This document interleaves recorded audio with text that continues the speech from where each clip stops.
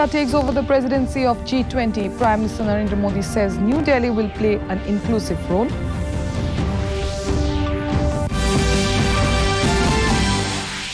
President Draupadi Murmu addresses women's self-help groups, calls for fear-free atmosphere for women.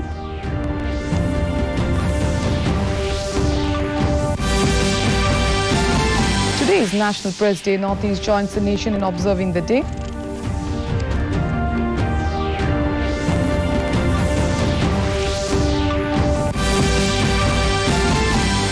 Assam Chief Minister launches Assam Millet Mission, says it will promote crop diversification.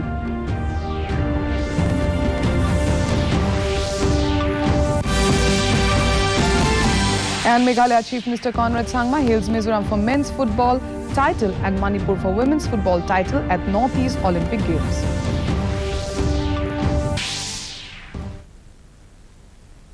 Welcome to the Northeast News Bulletin. This is Anupa bringing to you the stories in detail. India was handed over the presidency of the G20 at the closing session of the G20 summit in Bali today.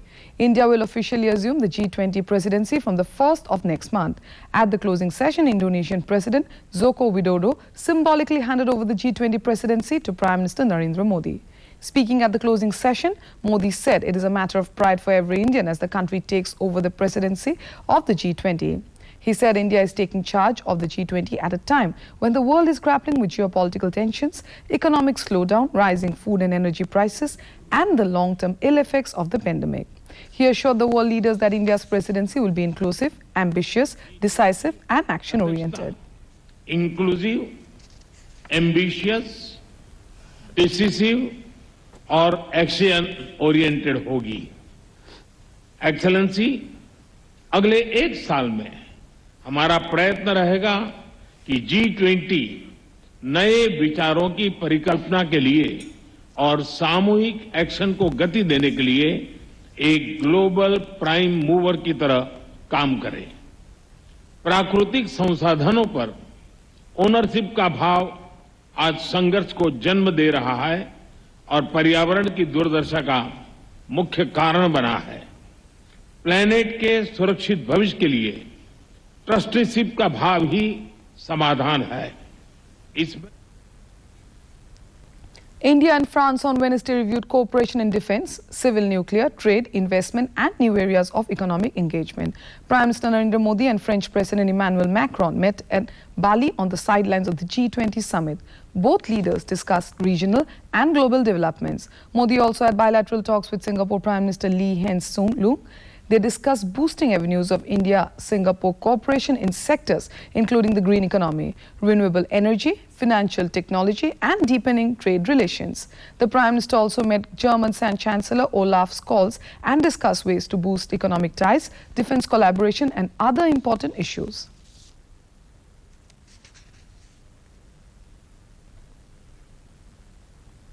Prime Minister Narendra Modi today said India is emerging as the innovation hub of the world. With over 81,000 recognized startups and over 1,000 research and development centers of global majors, inaugurating the 3-day Bangalore Tech Summit through a video message, Modi said, in India, technology is a force of equality and empowerment, and the youth are being connected with the information superhighway. He said India has democratized technology and given it a human touch. He said India is using technology in the war against poverty. The Prime Minister said through technology, the government is also transforming infrastructure development in the country. Much bigger than our present, because India has innovative youth and increasing tech access. The power of India's youth is known across the world.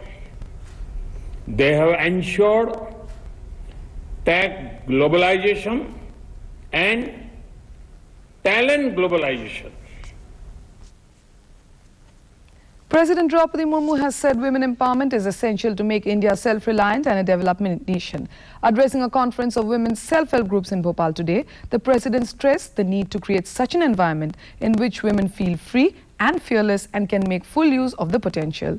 She urged women to inspire each other, raise their voices together for each other's rights, and move forward together on the path of progress. She said overall development of the country lies in the progress of women of the country. She said economic self-reliance is an effective means of empowering women. Earlier this morning, President visited Madhya Pradesh Tribal Museum in Bhopal. आर्थिक आत्मनिर्भरता महिलाओं का सशक्त बनाने का एक प्रभावी माध्यम है। आर्थिक और सामाजिक आत्मनिर्भरता एक दूसरे के पूरक है। महिलाओं की आत्मनिर्भरता में स्व सहायता समूह का प्रभावी योगदान संभव है। मुझे आज मध्य प्रदेश में स्व सहायता समूह से जुड़ी महिलाओं की सफलता के अनुभवों के बारे में जानकर प्रसन्नता हुई है।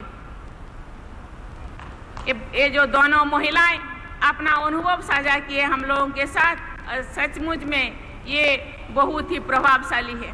जो मैं इस प्रोग्राम के लिए आ रही थी, रास्ते में महिलाओं का बहुत सारे प्रोडक्ट मैंने देखा, बहुत सारे चित्र मैंने देखा।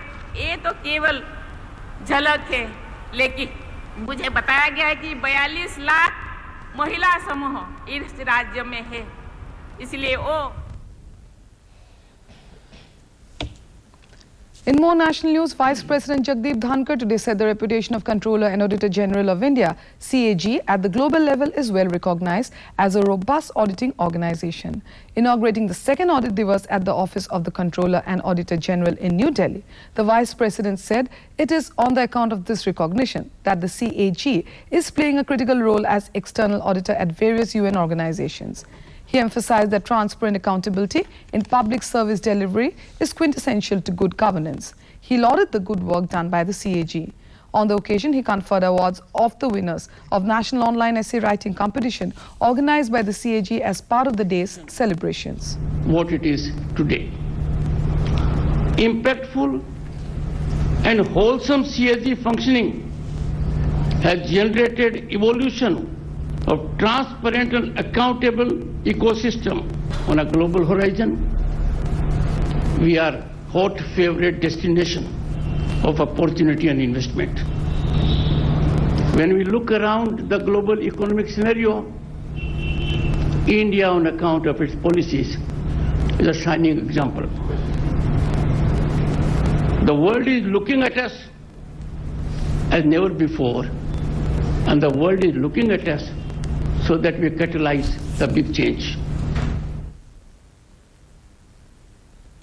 Today is National Press Day. The day is observed on 16 November every year to commemorate a free and responsible press. It was on this day that the Press Council of India started functioning as a moral watchdog. Addressing the National Press Day celebrations in New Delhi, Information and Broadcasting Minister Anurag Thakur spoke on the theme media's role in nation building. Channels, they have far better following than many such newspapers. As of today, I think we have more than 1.4 lakh newspapers in the country. But majority of them will have few thousand copies being printed every day. But if you look at those serious reporters or journalists who have their online channels to the web portals, they have large fan following. So people believe in their stories, and many of those stories are picked by the national channels as well. So I think not only those online channels to the portals, but the metro journalists should also honor their colleagues in the smaller towns. The story should matter, not the location or station. Playing stringers, you should pay stringers well, award them, and improving their confidence is important for a vibrant media landscape. In Arunachal Pradesh, in sync with the National Press Day today, Chief Minister Pema Khandu inaugurated the new Arunachal Press Club building at Itanagar in presence of Information and Public Relations Minister Bamang Felix. Laizham Simai, advisor to the IPR Minister Dodum Yangfo, was also present on the occasion.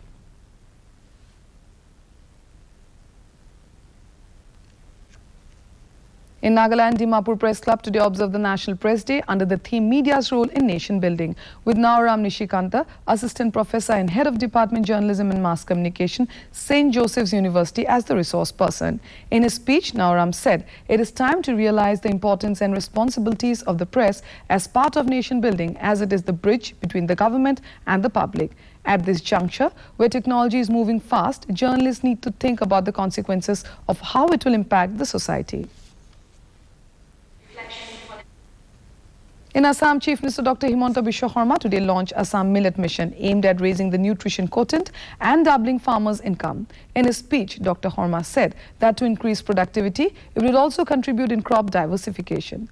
At the function held at the AAU field, Khanapara, Guwahati, the Chief Minister distributed power tillers, pump sets, mini trucks, harvesters, crop seeds, financial aids among beneficiaries. Dr. Sharma also inaugurated 6 soil testing and quality controller lab and 2 knowledge centers. Senior Ministers Otul Bora and Ranjit Kumar Das and Sanjay Kishan were among those who attended the program.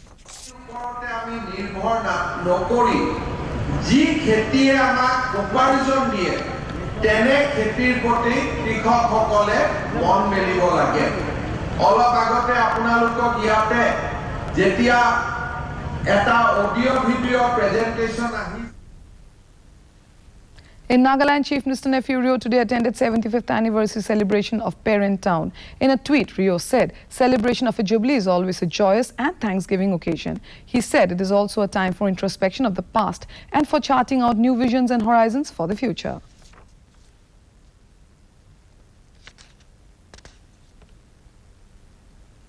In Meghalaya, Deputy Chief Minister Preston Tinson on Tuesday said the construction work on the new Dwar Suid Bridge along the Shillong bypass will be completed in the next 5 to 4 months. It may be mentioned that the present structure of the bridge is damaged and construction of the new bridge is going on in full swing. The minister also informed that there are around 40 to 50 landowners who are still not willing to part away with the land for the Shillong-Dauki Road project, but the matter is likely to be resolved within a month. Still in Meghalaya, Chief Minister Conrad Sangma said men's football final between Meghalaya and Mizoram in the Northeast Olympic Games 2022 was a thrilling experience for the audience. In a series of tweets, Sangma congratulated Mizoram for winning the match. He also congratulated Manipur on its winning the women's football final. He hoped that this platform will encourage the participants to achieve bigger goals. In Mizoram, Commerce and Industry Minister Dr. R. Langthangleana today said tourism is the backbone of a country's development. Inaugurating state exhibition stalls and food court at A.R. Lamuel, Dr. R. Langthangleana said that the state exhibitions arena have been opened for public as a pre-event of the 10th International Tourism Mart 2022 to be held from tomorrow. The mega event will showcase the tourism potential of the northeastern states, he added. In Meghalaya, the Congress will contest all the 60 seats in next year's assembly elections in the state. President Congress Committee Chief Vincent Pala has said names of 57 candidates have been almost finalized. Pala refused to comment on any possible post-poll alliance with either the National People's Party or the Trinamool Congress.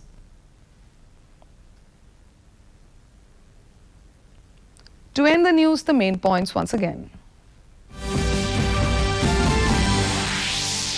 India takes over the presidency of G20. Prime Minister Narendra Modi says New Delhi will play an inclusive role.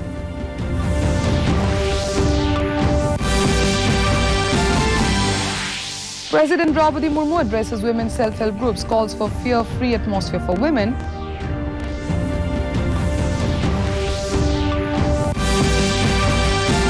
Today is National Press Day. Northeast joins the nation in observing the day.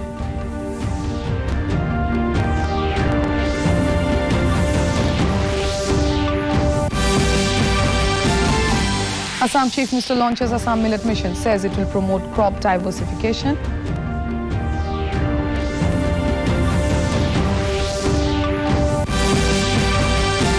And Meghalaya Chief Minister Conrad Sangma hails Mizoram for men's football title and Manipur for women's football title at Northeast Olympic Games. That brings us to the end of this evening's bulletin. Thank you for tuning in. Namaskar.